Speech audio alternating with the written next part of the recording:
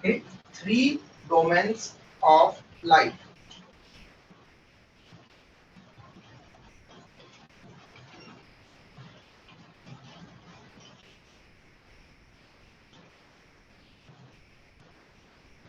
First of all domain क्या होता है? क्योंकि हम जो लिविंग ऑर्गेनिजम्स है उनको सभी लिविंग ऑर्गेनिज्म को थ्री डोमेन्स में डिस्टिंग्विश करते हैं नाउअडेज।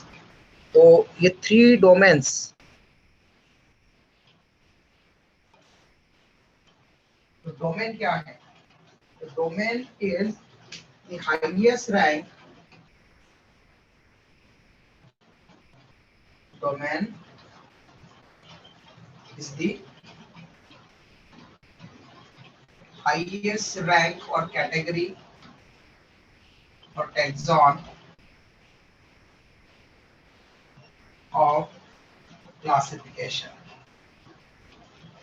तो जब हम ऑल लिविंग बीइंग्स को क्लासिफाई करते हैं तो क्लासिफिकेशन में सबसे बड़ी जो रैंक होती है, सबसे बड़ी जो कैटेगरी होती है वो है डोमेन। आजकल डोमेन को नहीं बड़ी कैटेगरी कहते हैं। ओके, और डोमेन के पहले हम किंगडम को कहते थे। तो किंगडम सेकंड मोस्ट कैटेगरी है। It is domain is the highest rank और category of classification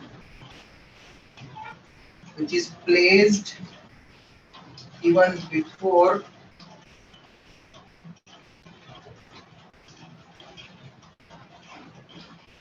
the kingdom। Okay, तो इवन किंगडम के ऊपर हम इसको प्लेस करते हैं। ओके, किंगडम के ऊपर हम डोमेन को रखते हैं। तो सबसे पहले हम जब क्लासिफिकेशन हम अगर पढ़ते हैं तो क्लासिफिकेशन में हम क्या करते हैं? सबसे बड़ा हम रिप्रेजेंट करते थे कि किंगडम होते हैं। जैसे हमने 5 किंगडम्स पढ़े आर्किटेक्चर के according, kingdom Monera, kingdom protista, kingdom fungi, kingdom Plantae, kingdom Animalia. अब एनिमल में हम भी आते हैं, तो फिर हम किंगडम एनिमलिया में फाइलम वर्टिब्रेटस, फाइलम कॉर्डेटा में, क्लास मैमेलिया के अंडर में आते हैं, ऑर्डर प्राइमेटा के अंडर में आते हैं, हमारी फैमिली होमोनिडी है, हमारा जीनस होमो है और स्पीसीज सैपियंस है। ओके, तो इस बेसिस पर क्लासिफिकेशन होता है। तो सबसे पहले हमने बड़ी कैटेगरी कही किंगडम। ओके, तो kingdom, phylum, class, order, family, genus, species, ये 7 कैटेगरीज होती है जिनके बेसिस पर हम ऑर्गेनिज्म को क्लासिफाई करते हैं। ओके, लिविंग वर्ल्ड चैप्टर आपकी क्लास में पढ़ाना बाकी है, इसलिए आपको मैं पढ़ाऊंगा उस टाइम पर इसके बारे में बताऊंगा। ओके, तो ये जो कैटेगरी होती है उनमें पहले हम किंगडम तक पढ़ते थे, तो हमने 5 किंगडम पढ़ा। लेकिन रिसेंट क्लासिफिकेशन के अकॉर्डिंग किंगडम से भी ऊपर एक कैटेगरी होती है जिसको हम डोमेन कहते हैं। ओके, तो लिविंग बीइंग्स को अभी तक 5 किंगडम्स में हमने डिवाइड किया था। ओके, आरएच व्हिटेकर का जो मॉडिफिकेशन हुआ था, पहले तो दो ही किंगडम में था कैरोलस लिनियस के टाइम पर। लेकिन कैरोलस लिनियस के जो 2 किंगडम क्लासिफिकेशन सिस्टम था उसमें किंगडम प्लांटी और किंगडम एनिमलिया में सभी लिविंग बीइंग को प्लेस कर दिया गया था, और उसमें बहुत सारे ड्रॉबैक्स थे। वन बाय वन ड्रॉबैक को हटा करके डिफरेंट साइंटिस्ट ने मॉडिफिकेशन किया। जैसे हिक्कल ने प्रोटिस्टा बनाया, किंगडम प्रोटिस्टा थर्ड वाला। कॉपलैंड ने किंगडम मोनेरा, पहले उसने माइकोटा बोला था, फिर बाद में लेटर उसका माइकोटा के नाम को बदल करके मोनेरा कर दिया गया है। किंगडम मोनेरा हुआ 4th नंबर पर, और आरएच व्हिटेकर ने 5th नंबर पर किंगडम फंजाई के न्यूट्रिशन के बेसिस पर हेट्रोट्रॉप को अलग किया ऑटोट्रॉप प्लांट से। इस तरह से 5 किंगडम हमको मिले थे अभी तक। लेकिन आजकल हम किंगडम के ऊपर भी डोमेन टर्म लिखते हैं, इसलिए जो ऑर्गेनिज्म 5 किंगडम में प्लेस किए जाते थे उनको अब ओनली 3 डोमेन्स में प्लेस किया जाएगा। ओके, तो total all living beings, all living beings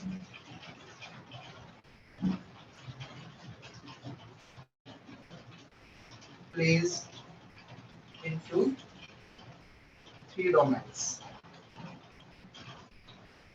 okay, 3 domains में प्लेस किया गया है। कौन कौन से 3 डोमेन्स है वो, तो एक्चुअल में हम यहाँ पर बताते हैं कि वो 3 डोमेन्स कैसे बने होंगे। तो सबसे पहले यहाँ पर 3 डोमेन का कंसेप्ट किसने दिया था,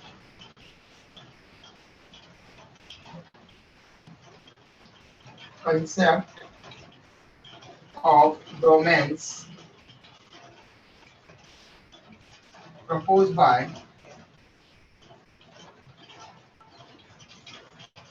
कार्ल वूज।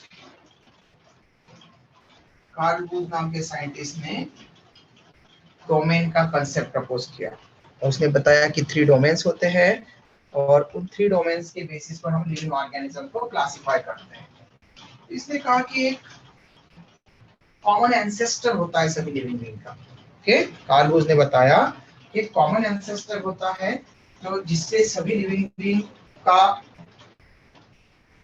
फाइलोजेनेटिक हिस्ट्री जुड़ी होना चाहिए। ओके, तो सबसे कॉमन एंसेस्टर मतलब जो सबसे पहले था और उसी से फिर दूसरे लिविंग ऑर्गेनिज्म जो आजकल हमको दिखते हैं वो ओरिजिनेट होना शुरू हुए होंगे, ऐसा प्रपोज किया गया। तो उस पहले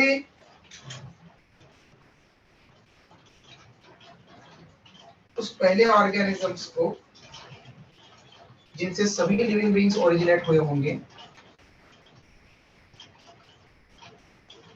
उनको प्रोजेनेट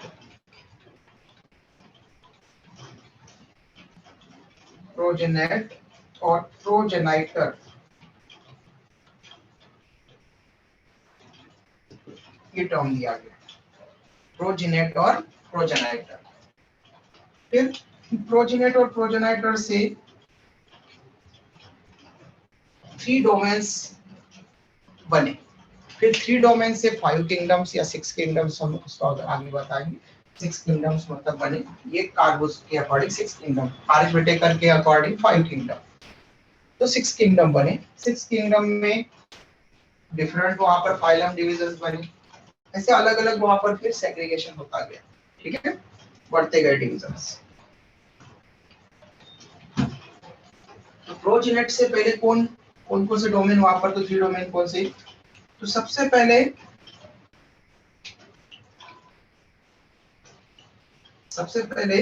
बैक्टीरिया। और बैक्टीरिया में भी कार्ल वूज ने कहा कि बैक्टीरिया में 2 अलग अलग तरह के डोमेन्स बने प्रोकैरियोट्स के। पहला जो ओरिजिनेट हुआ वो आर्की बैक्टीरिया, उस डोमेन को उसने नाम दिया आर्किया। आर्की बैक्टीरिया जो ओरिजिनेट हुए प्रोजेनेट से, आर्की बैक्टीरिया। फिर यहां से दूसरा ओरिजिनेट हुआ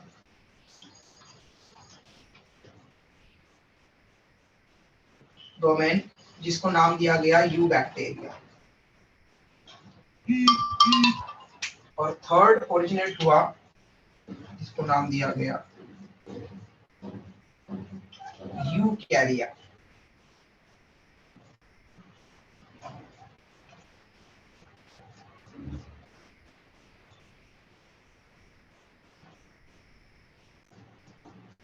यूकैरिया।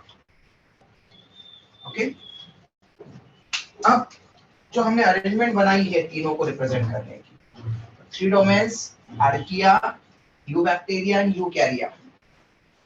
ओके, तो फर्स्ट थिंग तो ये कि कौन से ऑर्गेनिज्म को कहाँ रखा गया। अभी तक तो हमको किंगडम्स के बारे में पता था, kingdom Monera, kingdom protista, kingdom fungi, kingdom Plantae, kingdom Animalia.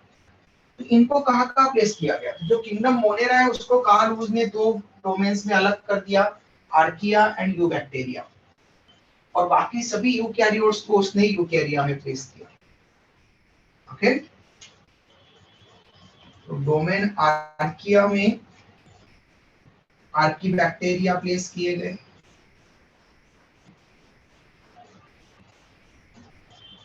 Okay, domain you bacteria में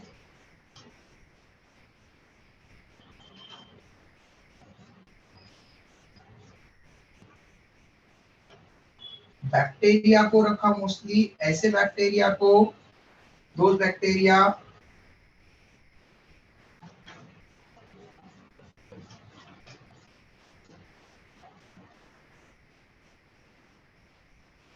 which adapt in normal environmental condition।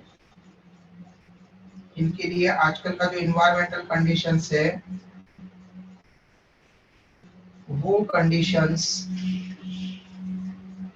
Proper है, उनके लिए सर्वाइव करने के लिए फेवरेबल कंडीशंस है। ओके, उनको यू बैक्टीरिया में रखा गया ऐसे बैक्टीरिया को। आर्की मतलब प्रिमिटिव, एंशिएंट बैक्टीरिया। ये एंशिएंट बैक्टीरिया,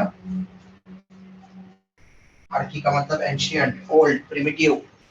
ओके, ये जो बैक्टीरिया है इनके साथ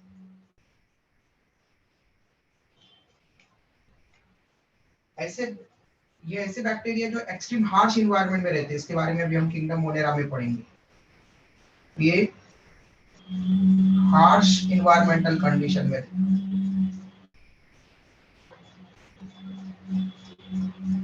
ओके, हार्श इन्वायरमेंट में आर्की बैक्टीरिया ग्रो करते हैं। ठीक है, हार्श, एक्सट्रीम हार्श कंडीशन मतलब ज्यादा टेम्परेचर, ज्यादा सॉल्ट, ओके, ऐसी कंडीशन जहाँ पर ज्यादा एसिडिटी है, ज्यादा अल्कलाइनिटी है, ओके, जहाँ पर नॉर्मल लिविंग बीइंग ग्रो नहीं कर सकते, ऐसी कंडीशन पर मिलने वाले बैक्टीरिया को हम आर्की बैक्टीरिया। भाई जो नॉर्मल कंडीशन में मिलते हैं मतलब हमारे आसपास में मिलेंगे, ओके, जैसे मिल्क को स्पॉइल करने वाले लैक्टोबैसिलस लैक्टाई, टैप वाटर वगैरह में मिलने वाले इकोलाई बैक्टीरिया, ठीक है, हमारे इंटेस्टाइन में मिलने वाले इकोलाई बैक्टीरिया, ओके, किसी को कोई टाइफाइड डिसीज हो गई तो साल्मोनेला टाइफी, ओके, तो ऐसे कुछ बैक्टीरिया जो नॉर्मली दिख जाते हैं, पैथोजेंस होते हैं या फिर नॉर्मली हमारे आसपास में ग्रो करेंगे, वो यू बैक्टीरिया। और यू कैरिया बच्चा थर्ड वाला, यू कैरिया मतलब यू कैरियोट्स का ग्रुप, ऑल यू कैरियोट्स इसमें प्लेस किए गए। ऑल यू कैरियोट्स का मतलब यू कैरिया में किंगडम प्रोटिस्टा के मेंबर, किंगडम फंजाई के मेंबर, किंगडम प्लांटी के मेंबर्स एंड किंगडम एनिमलिया के मेंबर्स वहां पर सभी एनिमल्स, इन सबको वहां पर प्लेस किया गया यू कैरिया में। ओके, अब ये बताओ कि अगर आपको पूछा जाए कि आर्किया के क्लोज कौन है, यू बैक्टीरिया या यू कैरिया, तो आप क्या आंसर दोगे? बैक्टीरिया। ओके, एक आंसर आया यू बैक्टीरिया। क्यों बताओगे बेटा, कैसे क्लोज है वो? और क्योंकि दोनों में बैक्टीरिया प्रेजेंट होते हैं। ओके, दोनों बैक्टीरिया इसके लिए, ठीक है। ओके,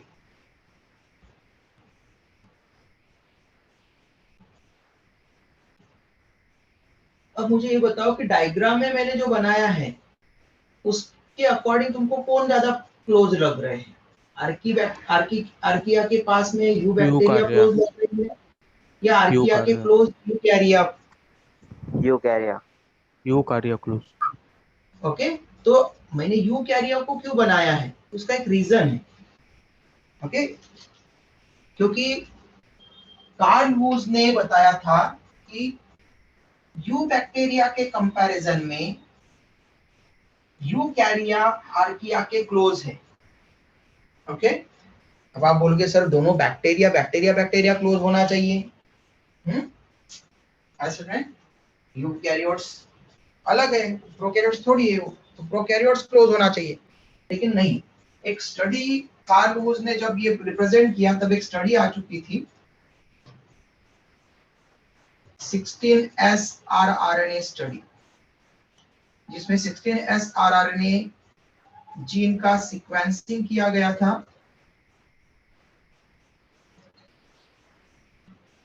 और इस सीक्वेंसिंग में सबसे पहली बात तो आपको पता होना चाहिए कि जीन सीक्वेंसिंग टेक्निक जो हम यहाँ पर लिख रहे हैं या जीन सीक्वेंसिंग लिख रहे हैं वो होता क्या है। तो आप लोगों ने डीएनए देखा होगा बेटा, डीएनए का स्ट्रक्चर बनाया आपने कभी 9th-10th में ऐसा? Yes, sir. Yes, sir. Good, okay चलो हाँ, इस 3-4 लोगों ने तो बनाया है। ओके तो डीएनए का स्ट्रक्चर आपने ऐसा बनाया होगा, double stranded helical structure. Okay double stranded helical structure हम बनाते हैं उसको, ठीक है। और उनके बीच में ऐसी स्ट्रैंड दिखती है, जैसे मैंने रेड कलर में स्ट्रैंड बनाई है, आपको दिख सके इसके लिए। तो ये स्ट्रैंड में यहाँ पर क्या होता है, बेस पेयर होती है, मतलब इधर अगर एडेनिन है तो इधर थाइमिन होगा, इधर ग्वानिन है तो इधर साइटोसिन होगा, इधर साइटोसिन है तो ग्वानिन होगा, ग्वानिन है तो साइटोसिन, थाइमिन है तो एडेनिन, एडेनिन है तो थायमिन। इस तरह की बेस पेयर होती है। ओके और फ्यू बेस पेयर्स को हम वहां पर रिप्रेजेंट करते हैं। और इन नाइट्रोजनस बेसिस, ओके इन नाइट्रोजनस बेसिस का एक सीक्वेंस होता है, और इस सीक्वेंस में एक पर्टिकुलर, यहाँ तक समझ लो हमने कहा यहाँ से लेकर यहाँ तक, ये जो एक सीक्वेंस है, अगर ये सीक्वेंस किसी प्रोटीन को बनाता है, किसी कैरेक्टर को एक्सप्रेस करता है, जैसे हमारे बॉडी में केराटिन बनाने वाला जीन, ओके नोज का शेप बनाने वाला जीन, चीन का शेप बनाने वाला जीन, हमारे ईयर पिन्ना बनाने वाला जीन, 5 फिंगर्स प्रॉपर डेवलप हो सके उसके लिए जीन, टीथ का इनेमल बन सके उसके लिए जीन, ओके स्किन का कलर बन सके, हमारी हाइट कितनी बनेगी उसके लिए जीन होता है। ओके हमारे बॉडी में जितने भी जैसे सलाइवरी अमाइलेज एंजाइम है तो वो बनाने वाला जीन, जितने भी प्रोटीन हमारी बॉडी में या एंजाइम हमारी बॉडी में बनते हैं, जितने भी कैरेक्टर्स होते हैं, अबाउट 20,000 to 30,000 कैरेक्टर्स होते हैं हमारी बॉडी में, उनके लिए जीन होते हैं। ओके तो जीन GENE, जीन मतलब a special fragment or segment of DNA which codes for an mRNA or protein। ऐसा डीएनए का फ्रेगमेंट जो मतलब डीएनए का टुकड़ा होता है, डीएनए का पार्ट होता है जो किसी प्रोटीन को कोड करता है, एमआरएनए या प्रोटीन को कोड करता है, मतलब वो कैरेक्टर एक्सप्रेस करता है। ओके तो उसको हम बोलते हैं जीन। तो ऐसे बहुत सारे जीन होते हैं। ओके फिर आरआरएनए का जीन, तो आरएनए कहाँ होता है, ये तो हमने कहा डीएनए पर जीन है। तो आरएनए 3 तरह के मेनली आपने आरएनए अभी तक शायद पढ़े होंगे, हम 12th क्लास में 6 टाइप के आरएनए पढ़ेंगे, तो अभी 3 की बात करते हैं, एमआरएनए, आरआरएनए और टीआरएनए। एमआरएनए मतलब मैसेंजर आरएनए, 9th-10th में आपने पढ़ा होगा कि डीएनए से ट्रांसक्रिप्शन से आरएनए बनता है। ओके डीएनए से आरएनए ट्रांसक्रिप्शन, और आरएनए से ट्रांसलेशन प्रोसेस के थ्रू प्रोटीन बनता है। ओके जेनेटिक्स में ये स्टार्टिंग में ही है, इनहेरिटेंस एंड वेरिएशन में। तो डीएनए से आरएनए जो बनता है वो मैसेंजर आरएनए बनता है। ओके मतलब डीएनए का मैसेज कैरी करता है, इसलिए उसको मैसेंजर आरएनए कहते हैं। Okay mRNA. फिर दूसरा होता है राइबोसोम के अंदर मिलने वाला आरएनए, उसको हम बोलते हैं ribosomal RNA. Okay ribosomal RNA जो प्रोटीन सिंथेसिस के लिए काम करता है। और तीसरा होता है जो राइबोसोम के पास में अमीनो एसिड लेकर के आता है, ट्रांसफर आरएनए, टीआरएनए। इस तरह की जो आरएनए होते हैं, तो राइबोसोम में मिलने वाले आरएनए को हम बोलते हैं आरआरएनए, राइबोसोमल आरएनए। अभी राइबोसोमल आरएनए भी प्रोकैरियोट्स और यूकैरियोट्स में अलग-अलग होते हैं। ओके ऐसा हम पढ़ेंगे, 4 टाइप के होते हैं यूकैरियोट्स में और 3 टाइप के होते हैं प्रोकैरियोट्स में। उसमें 16S आरआरएनए प्रोकैरियोट्स में होता है, ठीक है। हमें 18S, 28S, 5.8S and 5S ये आरआरएनए मिलते हैं। बैक्टीरिया में 16S, 23S and 5S rRNA मिलते हैं, ये 3 टाइप। तो 16S आरआरएनए इसमें भी मिलना चाहिए और इसमें भी मिलना चाहिए। जब इस 16S आरआरएनए को जब मैच किया गया, तो आर्कीबैक्टीरिया के 16S आरआरएनए पर जो सीक्वेंस था, ओके जो ये न्यूक्लियोटाइड का सीक्वेंस, नाइट्रोजनस बेसिस का सीक्वेंस था, वो सीक्वेंस आर्कीबैक्टीरिया में और यूबैक्टीरिया में डिफरेंट था, अलग-अलग था। लेकिन यूबैक्टीरिया में जो दूसरे आरआरएनए हैं, ओके उससे ये रिजेंबल करता था आर्कीबैक्टीरिया का 16S आरआरएनए का जीन। तो इससे पता चला कि जो जीन है वो आर्कीबैक्टीरिया का जीन यूकैरिया के जीन के साथ में ज्यादा रिजेंबल कर रहा है। ओके, ज्यादा वहां पर रिजेंबल कर रहा है। इसका मतलब ये है कि आर्कीबैक्टीरिया के कैरेक्टर्स यूकैरिया के क्लोज है वहां पर। ओके, इसलिए कार्ल वोज ने 16S आरआरएनए जीन सीक्वेंसिंग के बेसिस पर बताया कि आर्कीबैक्टीरिया यूकैरिया के ज्यादा क्लोज होते हैं in comparison to eubacteria. Okay बेटा, स्क्रीनशॉट ले लो, किसी को डाउट हो तो पूछ लो।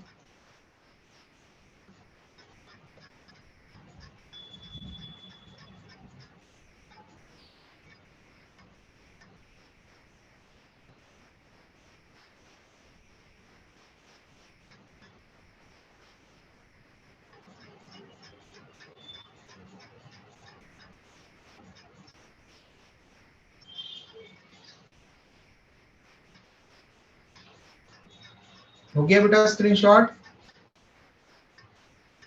Yes, sir. गुड।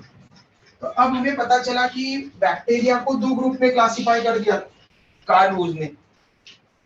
जब कार्ल वोज ने बैक्टीरिया को दो ग्रुप में क्लासिफाई किया तो इसने बताया कि जब डोमेन दो हो सकते हैं जो कि किंगडम के ऊपर की कंडीशन है, तो किंगडम भी दो, वहां पर दो होना ही चाहिए at least.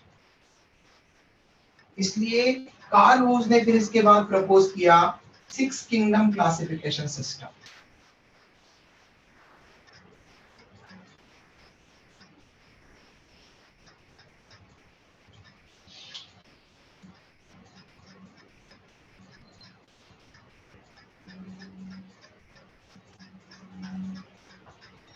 Next, 6 kingdoms classification system.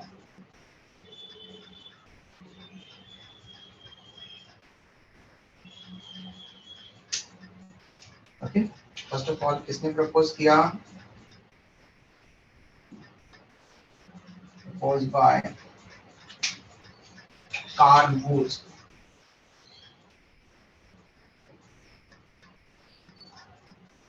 Okay, Carl Woese ने प्रपोज किया और इसको हम अब रिसेंट और मॉडर्न क्लासिफिकेशन सिस्टम देते हैं, क्योंकि इसके बाद में किसी ने 7 किंगडम क्लासिफिकेशन सिस्टम नहीं बताया है। सबसे रिसेंट वाला classification system 6 kingdom classification system of Carl Woese. Okay, जो 5 किंगडम क्लासिफिकेशन सिस्टम था आर.एच. व्हिटेकर का, उस वो यूनिवर्सली एक्सेप्टेड है। ओके, तो अगर आपको पूछा जाए कि universally accepted kingdom system of classification कौन सा है, तो आप बोलोगे आर.एच. व्हिटेकर्स 5 किंगडम क्लासिफिकेशन सिस्टम, जिसका यूज हम भी करेंगे पढ़ते समय। किंगडम मोनेरा से अभी हम पढ़ेंगे, तो kingdom Monera, protista, fungi, Plantae and Animalia, इसी फॉर्म में हम पढ़ेंगे ऑर्गेनिज्म। लेकिन मॉडर्न या रिसेंट वाला अगर बोला जाए तो 3 डोमेन्स के बाद में इसने कहा कि जब डोमेन्स 2 हो गए बैक्टीरिया के, ओके, सबसे बड़ी यूनिट, तो उसके नीचे जो किंगडम है वो भी 2 तो एटलीस्ट होना ही चाहिए। इसलिए उसने किंगडम मोनेरा को, ओके, किंगडम मोनेरा को इसने ग्रुप्स में, 2 ग्रुप्स में क्लासिफाई कर दिया। इनके अकॉर्डिंग 6 किंगडम कौन कौन से थे? 6 किंगडम में आर्कीबैक्टीरिया,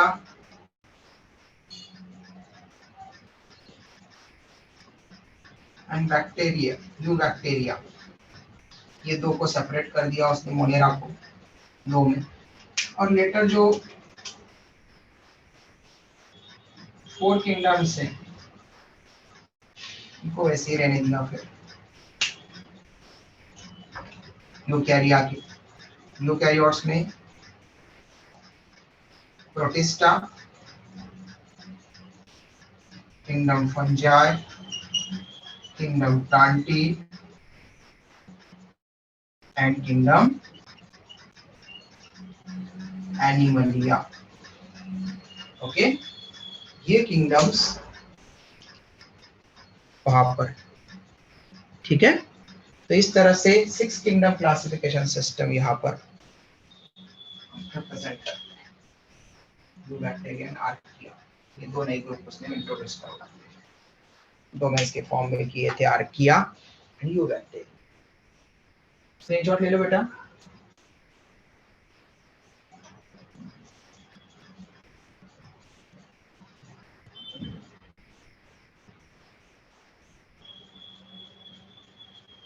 डन।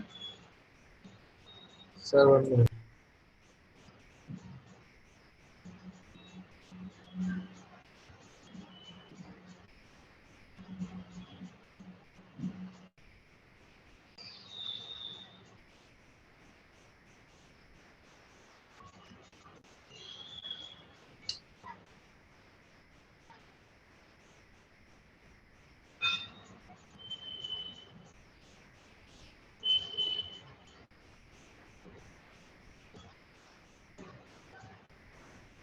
डन बेटा, हो गया। Done, sir. Okay good. इस तरह से 6 kingdom classification system and 3 domains of life. तो ये हो गया बायोलॉजिकल क्लासिफिकेशन का फर्स्ट पार्ट, इंट्रोडक्शन वाला। ओके, लेटर अब हम पढ़ेंगे वन बाय वन किंगडम्स को। तो इसी बायोलॉजिकल क्लासिफिकेशन चैप्टर में 3 किंगडम्स को हमको यहीं पर पढ़ना है, kingdom Monera, kingdom protista and kingdom fungi. फिर नेक्स्ट वाला चैप्टर हम पढ़ेंगे जब, तब हम किंगडम प्लांटी अलग से पढ़ते हैं चैप्टर के फॉर्म में, और किंगडम एनिमलिया उसके बाद में नेक्स्ट चैप्टर पढ़ते हैं। ओके, तो बायोलॉजिकल क्लासिफिकेशन में अभी हमको किंगडम मोनेरा, प्रोटिस्टा और फंजाई इसी चैप्टर के अंडर में पढ़ना है। तो फिर उसके नंबर 1 डाल दो, फिर kingdom Monera.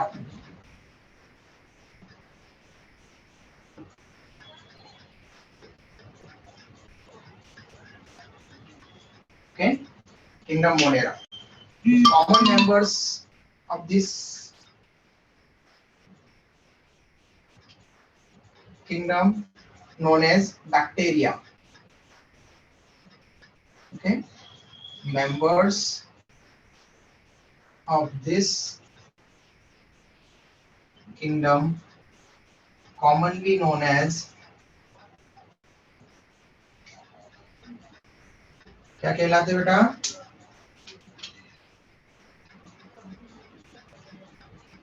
Bacteria. Yes, bacteria. Okay, तो मोनेरेंस को कॉमनली हम बैक्टीरिया कहते हैं। ये प्रोकैरियोट्स होते हैं। all members are prokaryotes। Prokaryotes का मतलब क्या हुआ?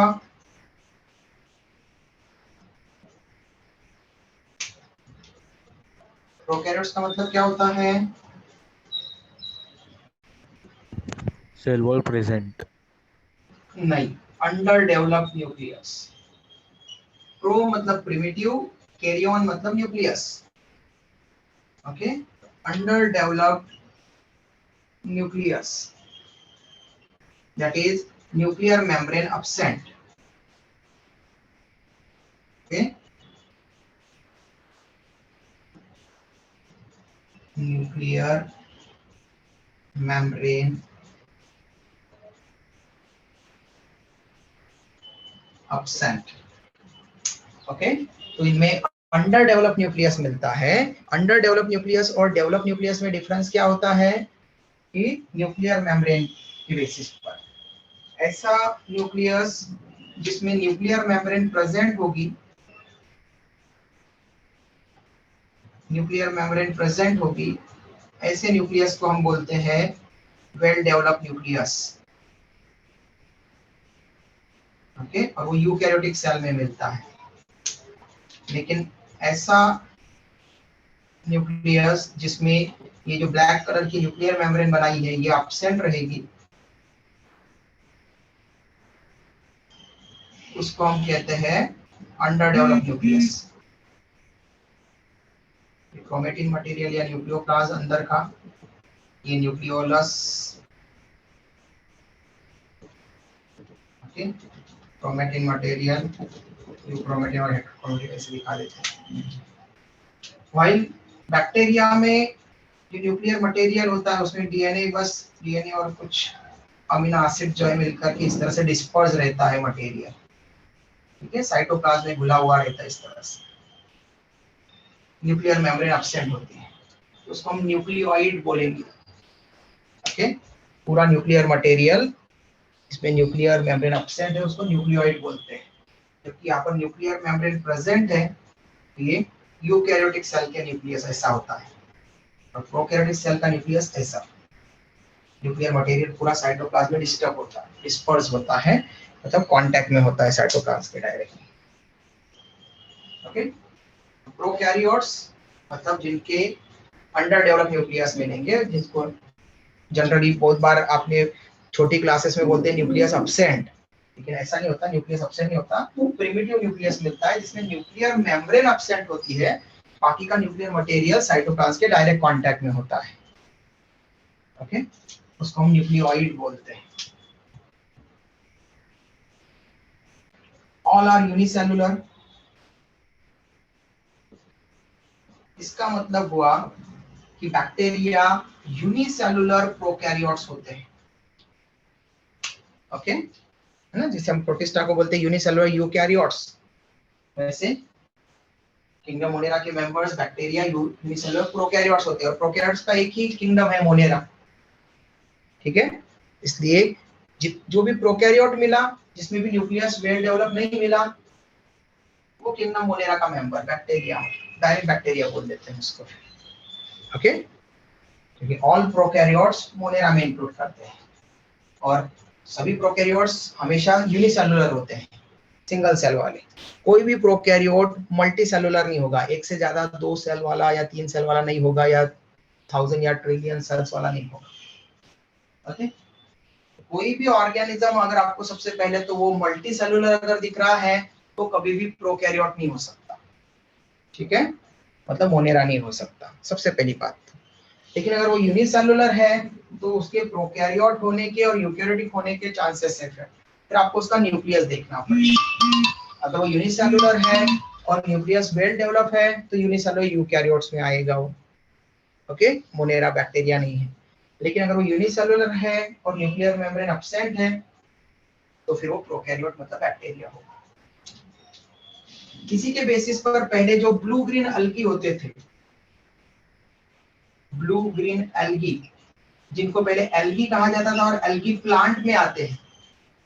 ओके, इसको इनको पहले ब्लू ग्रीन एल्गी को earlier blue green algae BGA, blue green algae, जिनको हम शॉर्ट में बोलते हैं BGA, ब्लू ग्रीन एल्गी, इनको पहले were placed under kingdom Plantae. Okay, kingdom Plantae में डिवीजन अल्गी के अंडर में रखा जाता था। अल्गी मतलब plant, algae, bryophyte, pteridophyte, gymnosperm and angiosperm, ये प्लांट के डिवीजन से 5, तो प्लांट के अंदर रखा जाता था। बट जब उस इलेक्ट्रॉन माइक्रोस्कोप का इन्वेंशन हुआ, नॉल एंड रस्का, ये 2 साइंटिस्ट थे, इन्होंने 1931 में इलेक्ट्रॉन माइक्रोस्कोप इन्वेंट किया। ओके, इन्वेंट किया, बनाया, कोई इन्वेंट किया। तो जब इलेक्ट्रॉन माइक्रोस्कोप का इन्वेंशन हुआ तो तब देखा गया बहुत सारे ऑर्गेनिजम्स को, और इलेक्ट्रॉन माइक्रोस्कोप के कारण हम सेल के अंदर न्यूक्लियस को भी और डीएनए को भी देख सकते हैं आसानी से। इसलिए जब ब्लू ग्रीन अल्गी सेल को ऑब्जर्व किया गया, इन यूनिसेलुलर सिंगल सेल वाली होती है, तो इनको पहले यूनिसेलुलर अल्गी कहा जाता था। जब इनको ऑब्जर्व किया गया इलेक्ट्रॉन माइक्रोस्कोप के अंडर में, तब देखा गया कि उसमें तो न्यूक्लियर मेम्ब्रेन है ही नहीं, और जब न्यूक्लियर मेम्ब्रेन नहीं है तो फिर ब्लू ग्रीन एल्गी क्या होने चाहिए? प्रोकैरियोट। प्रोकैरियोट मतलब बैक्टीरिया। तो ब्लू ग्रीन एल्गी को पहले ब्लू का मतलब होता है जैसे ग्रीन के लिए क्लोरा टर्म यूज करते हैं, ओके, इरिथ्रा रेड के लिए टर्म यूज की जाती है, व्हाइट के लिए ल्यूको टर्म यूज की जाती है, वैसे ही ब्लू के लिए साइनो टर्म यूज की जाती है।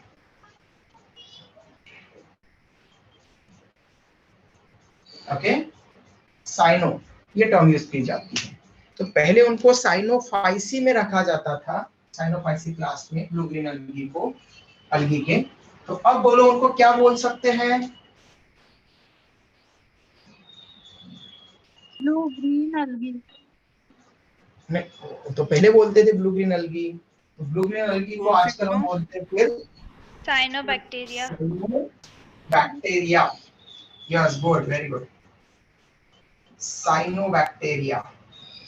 तो जो साइनोबैक्टीरिया हम जिनको बोलते हैं आजकल, ठीक है, नाउअडेज जिसको हम साइनोबैक्टीरियम बोलेंगे या साइनोबैक्टीरिया बोलेंगे, नॉस्टॉक, एनाबिना, ओलोसिरा, राइजोबियम, जो नाइट्रोजन फिक्सेशन करवाते हैं। तो ये जो साइनोबैक्टीरिया है, ओके, ये साइनोबैक्टीरिया को पहले हम ब्लू ग्रीन अलगी कहते थे और अलगी में प्लेस करते थे, प्लांट में प्लेस करते थे। आजकल बीजीए को हम साइनोबैक्टीरिया कहते हैं। क्यों? क्योंकि इलेक्ट्रॉन माइक्रोस्कोप में जब उनकी सेल को देखा गया तो उनमें न्यूक्लियर मेम्ब्रेन एब्सेंट थी, मतलब उनका न्यूक्लियस अंडर डेवलप था, और वो प्रोकैरियोट्स, और सभी प्रोकैरियोट्स बैक्टीरिया के अंडर में आते हैं, मोनेरा के अंडर में। इसलिए अब उसको किंगडम प्लांटी से निकाल करके किंगडम मोनेरा का मेंबर, ठीक है, और जितने भी ब्लू ग्रीन अलगी है उनको साइनोबैक्टीरिया कहा जाता है।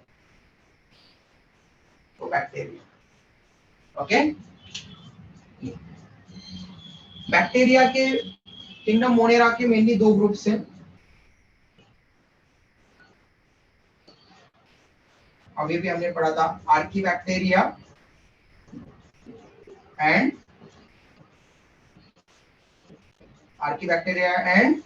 यूबैक्टीरिया। Eubacteria, okay. आर्कीबैक्टीरिया मतलब ऐसे बैक्टीरिया जो एक्सट्रीम हार्श एनवायरनमेंट में रहेंगे, ऐसे एनवायरनमेंट में जहां पर कि नॉर्मल लिविंग बीइंग नहीं रह सकते, ओके। ये एंशिएंट ओल्ड बैक्टीरिया है, अभी अभी हमने कहा था, और ये इनके लिए फेवरेबल एनवायरनमेंट है एक्सट्रीम हार्श एनवायरनमेंट,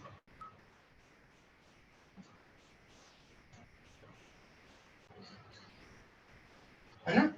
जैसे वॉल्केनो के अंदर कोई बैक्टीरियम मिल रहा है, ओके, तो वो कौन सा होगा? वो आर्कीबैक्टीरियम कैटेगरी का होगा, क्योंकि नॉर्मल बैक्टीरिया वॉल्केनो के अंदर रह ही नहीं सकते, इतने टेम्परेचर में, इतनी हीट में रह ही नहीं सकते, ओके। नॉर्मल बैक्टीरिया तो 60-70 डिग्री सेल्सियस पर मर जाते हैं, ओके। जिससे आपने देखा होगा मिल्क, अगर कोई मिल्कमैन आपके घर पे मिल्क दे करके गया, ओके, तो आप वो दूध लेने के बाद में क्या करते हो? उसका गरम करते हैं। सबसे पहले उसको गरम करते, बॉईल करते हैं। क्यों करते हैं हम गरम? सर क्योंकि वो जल्दी खराब नहीं हो। जल्दी खराब ना हो, वेरी गुड। लेकिन क्या होता है ऐसा मिल्क के साथ, मिल्क के पास में ऐसा क्या हो सकता है कि अगर हमने उसको जल्दी गर्म नहीं किया तो खराब हो जाएगा? स्पॉइल क्यों हो जाएगा वो milk?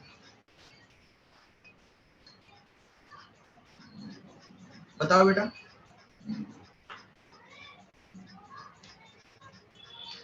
Sir, repeat once again. हाँ बेटा, वेरी गुड, बोलो।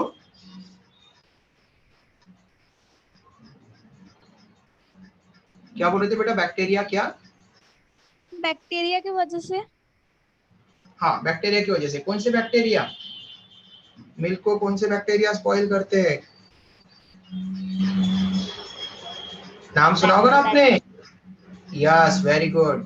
किसने बताया बेटा ये आंसर?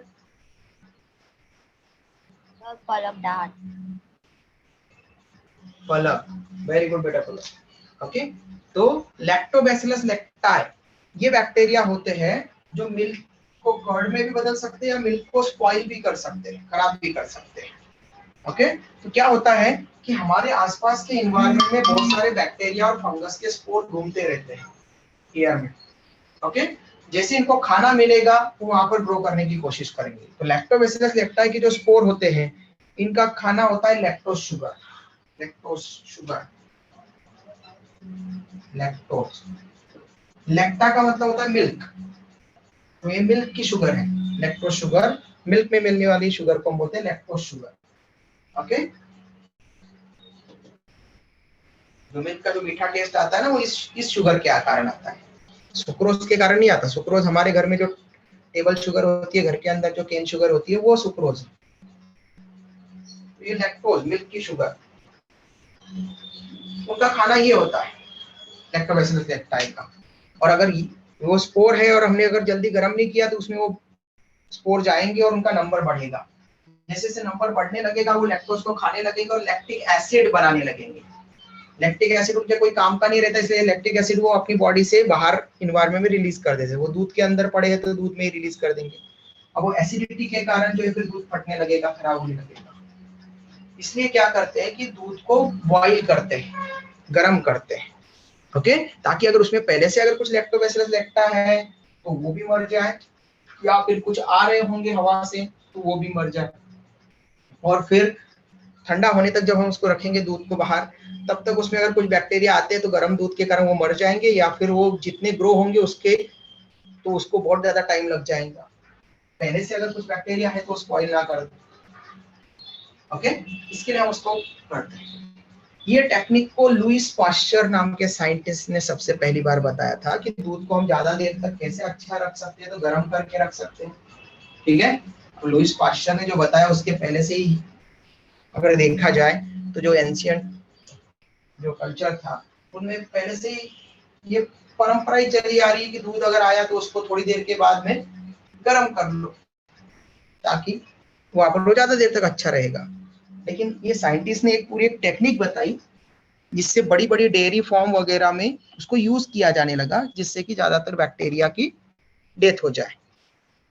ओके, तो लुईस पाश्चर ने टेक्निक बताई कि मिल्क को अगर हम 60 डिग्री सेल्सियस पर 30 मिनट्स तक अगर बॉईल करते हैं तो उसके अंदर के मोस्ट ऑफ द लैक्टोबैसिलस लैक्टाई बैक्टीरिया, स्पॉइल करने वाले दूध को बैक्टीरिया मर जाते हैं।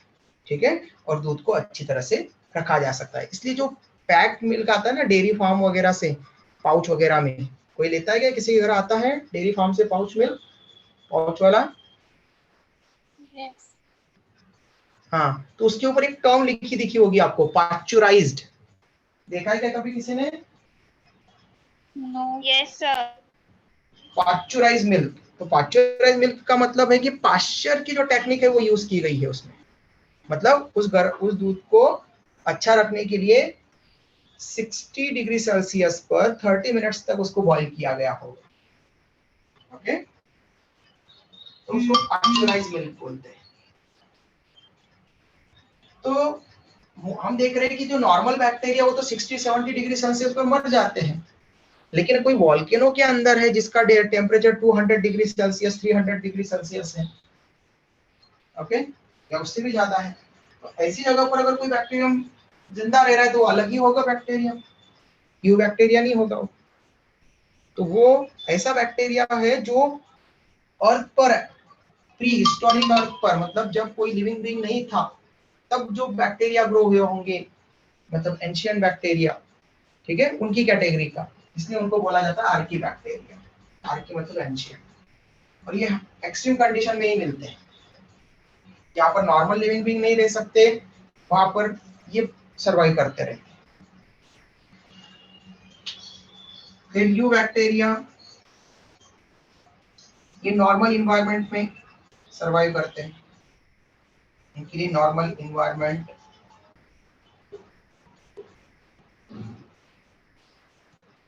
फेवरेबल इन्वायरमेंटल कंडीशन है। आर्की बैक्टीरिया में हम फर्दर 3 ग्रुप्स को पढ़ेंगे। आर्की बैक्टीरिया में 3 ग्रुप्स हम पढ़ेंगे।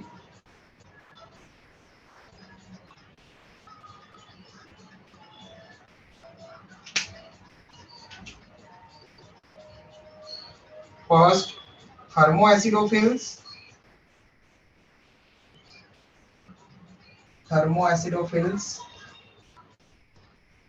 Second, halophils. And third, methanogens.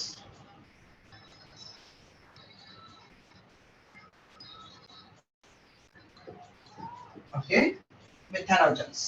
Thermoacidophiles, halophiles and methanogens. ये 3 तरह के ग्रुप मिलते हैं आर्की बैक्टीरिया में। यू बैक्टीरिया में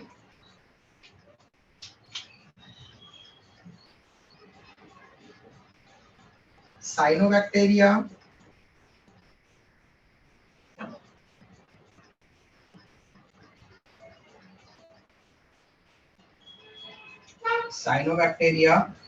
माइकोप्लाज्मा,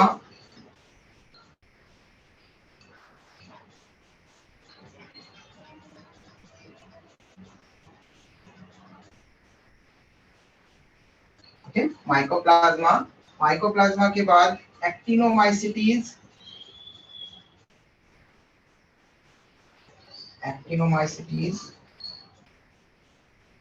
रिकेट्सी, सच टाइप के ग्रुप्स हम पढ़ेंगे।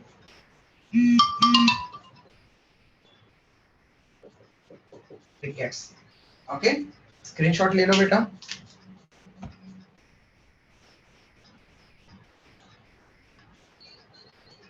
ओके, तो आर्की बैक्टीरिया में 3 ग्रुप्स को पढ़ना है। क्या बेटा?